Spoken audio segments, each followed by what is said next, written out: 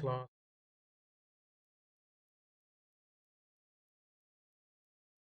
about application having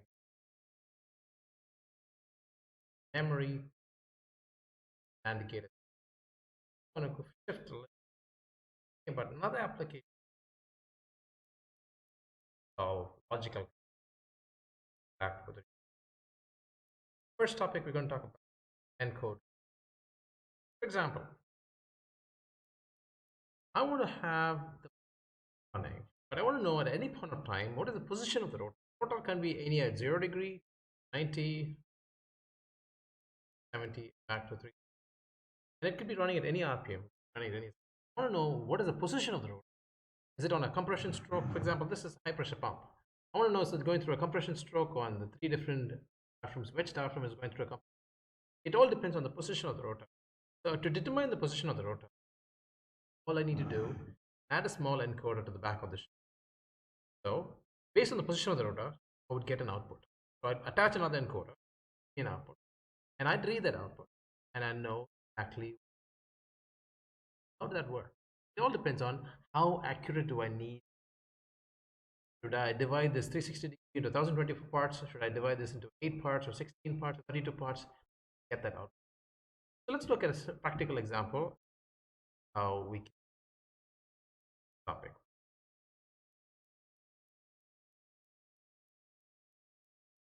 Look at this step. Does that look familiar? Do you see the binary numbers in it? Look at the disk circle number 1. 50% white, 50% is this is 0, this is 1. The other way around. Yes? Look at the next track. Double that. 25% black, 25% white, other 25% here is black, 25% white. Look at that. Half of 25, that's 12.5% black, white, black. Can I get out of it? For example, if I have 3 sensors to determine the color of this patch, for example, if this is black and this is white and this is 1, 0, if I have 3 sensors installed, read the position. In other words, the disk rotates. This disk can rotate. I had 3 sensors, one here, and one here, and this disk rotated. And this disk is fit at the back of the earlier. And when the disk rotates, and this takes, say, example, it rotates clockwise, and this portion of the disk comes in into this position. So you'd have, for example, this is this was 1, 1, yes. Now I would have 1, 1, and I would have 0, 0. So let's imagine it's going anti-clockwise.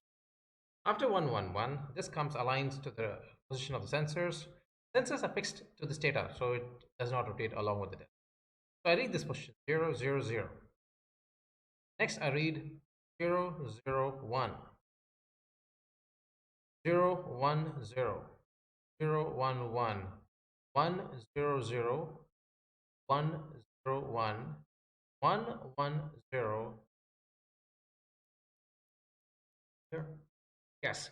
These are the numbers we talked about. If I have to count from 0 to 9, we talked about 3 bits and how they can use those numbers. So 0, 0, 0, 0, 4, 5, 6, 7. So the next bit would be 8. I have 0 to 7, including 0, that has 8 variations. In other words, I can divide the circle into 8 parts and I can get its accuracy right down to 12.5 degrees.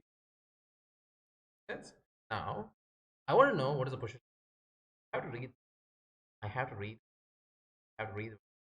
0, 0, or all the way to 1, 1, 1, and send that over. So I have 8 positions coming out as 3-bit data. Converting 8-bit data,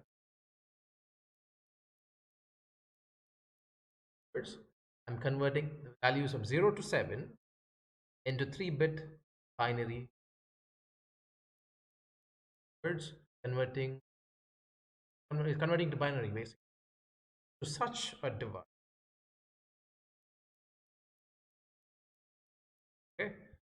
Get what is it? Now I've got values.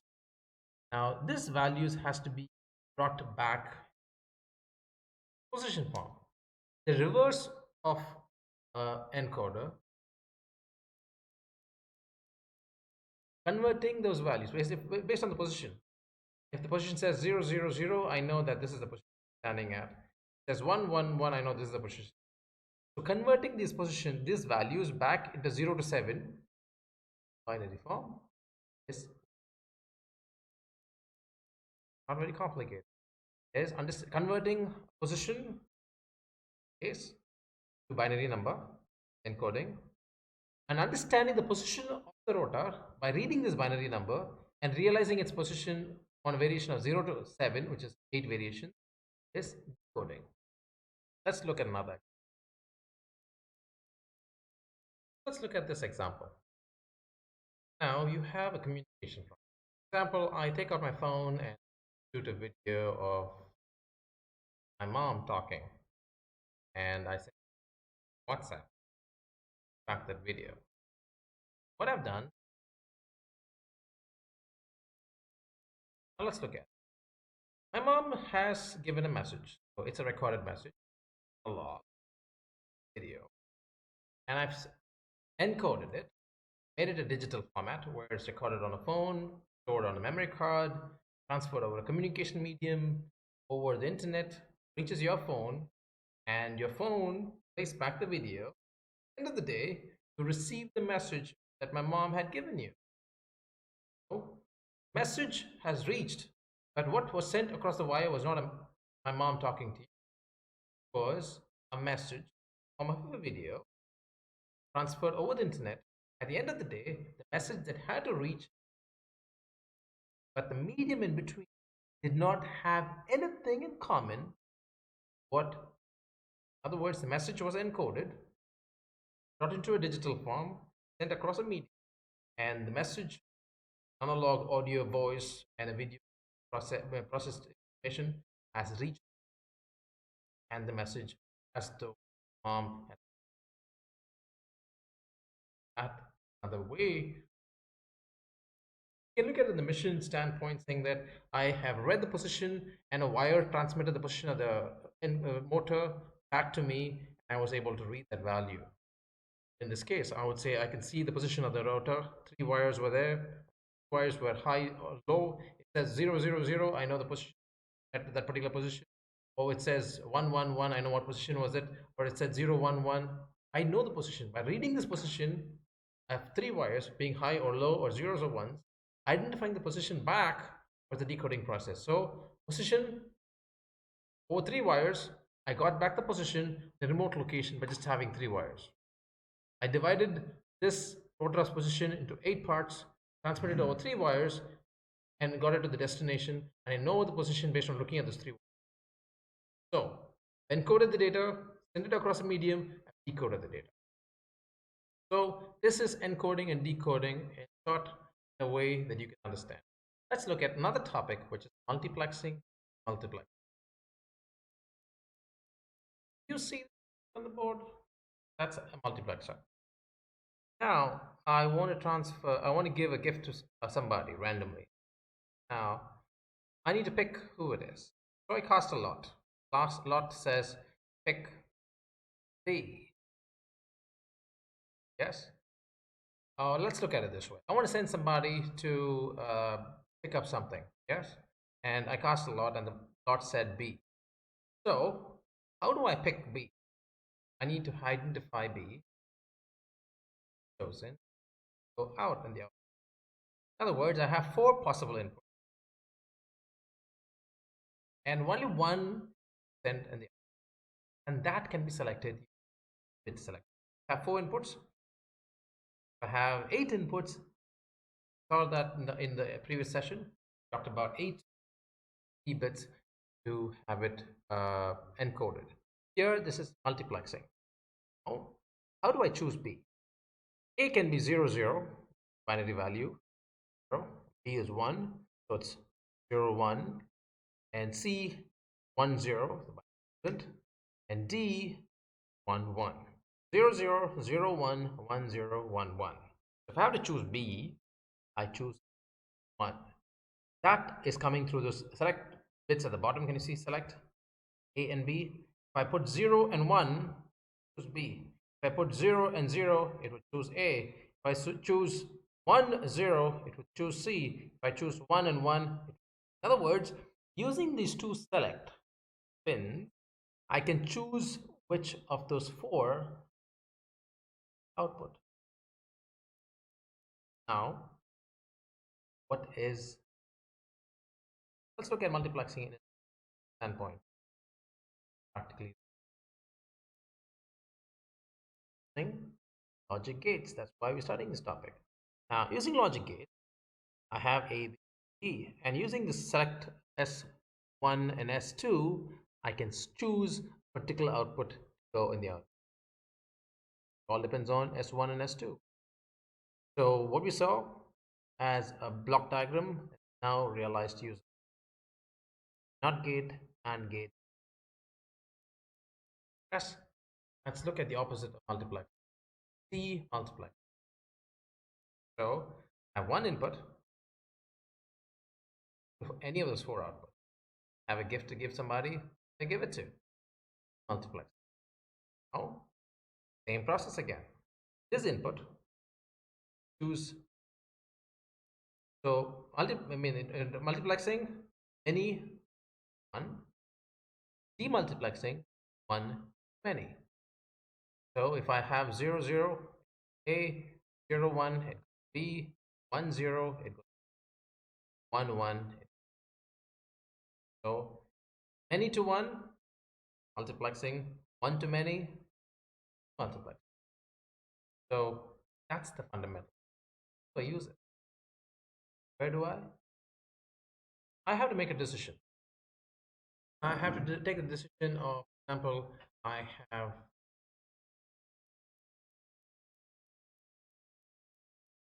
have this book. I have a buzzer as an output device. I have an LED light as an output device. I have a 3-color LED right here. Now, I want to choose, should I send the output to the LED? Should I send it to the buzzer? Or should I choose the 3-color LED? I choose. When I choose, I demultiplex the signal. In other words, input that's coming in, I have to, for example, I have to choose one, then I have to make a choice. That choice comes through my selections, A and B. I have multiple inputs coming in. For example, I have a potentiometer 1 here, potentiometer 2 here, I have a temperature sensor here, a light sensor here. And which data should I read with the microcontroller? And I can multiplexer. I can have one communication line from here to here. I don't have to put one temperature line coming in and one LDR line coming in, a potentiometer 1 and a potentiometer 2 coming in. I just can have one line coming in along with the selector. So I'd have selector 1, selector 2, and the output line. Yes? Now, when I choose on my selector line, I say 0, 0, for example, that reads the LDR data. So I'm using 3 wires, able to transfer 4 pieces of information. So I've reduced the number of wires required to communicate. Such a process of having wires restricted or reduced. Now it might look small, just one wire or a 4, but when I go into larger quantities, like 128 wires, them up to the power in. So in other words, it's multiples. Talking about if it's 3, I can have 8 brought down to, right. If I have 3 wires and 1 data line, 4 wires, I can have 8 possible combinations of data transferred over lines. 3 data lines and 1 communication, and 3 selection lines, 1 communication. So the numbers, when you scale it up in larger quantities, yes, you would notice the difference. So having less number of wires, I have to communicate, transmit data, choose multiplexing. So I choose what I want. So I can pick somebody. Picking somebody is the selector. That data is, yes. Now what is demultiplexing? I want to send data. Example, I want to write data. I want to send it. Do you want to send it to the display? You want to send it to the monitor or your display? Or you want to put it in your you want to put it on your memory stick, to write it onto your memory stick. So what do I need to do with the output? I can do many things with the data. I put it on my memory stick, I can put it on my hard disk, I can put it on my computer screen, data that I have, microcontroller in that case. Then I choose multiplex. Using a communication pin, I can say send this data here, here, there. That is my one data coming in. Go to multiple destination selection. Such a selection is called. So it's simple, practical, helps you reduce the number of wires that you have, especially when you have a bunch of wires to be communicated from point A to point B. I can choose what output to go, reducing the number of wires communicating from my controller destination. Multiplexing it, reducing the number of wires, sending it across the destination, sending it back across to the such a process is multiplexing. Multiplex. Let's look at this simple multiplexing. Now my selector switch can be controlled by these two output selectors. I have A, so it could be 0001, 1011, the same logic. Now if I choose 00, A would close, and the input F, so A as an output. If I choose 01, it goes to B. So it's all about choosing which switch to close to send it as an output, done by the selector switch. So it's basically that. So understanding multiplexers and multiplexers, it's all about decision making, all about reducing the complexity when you have too much of data to be created from point A to point B and choices to be made. How do you reduce the number of lines or communication lines? All about multiplexing. It's not a complicated thing. Understand it practically. If you have any questions understanding a concept, feel that you have not able to understand it or you're not able to relate to it, being a mechanical engineer trying to understand electronics, have all the time, just drop in a message me on my number 90014 or send me an email at simon@polytechnic.edu. I'll be ready to questions. Yes. So this is the end of the unit, and we would come back to study more in the last unit, talking about 555 IC. Study that in detail. That's it for now.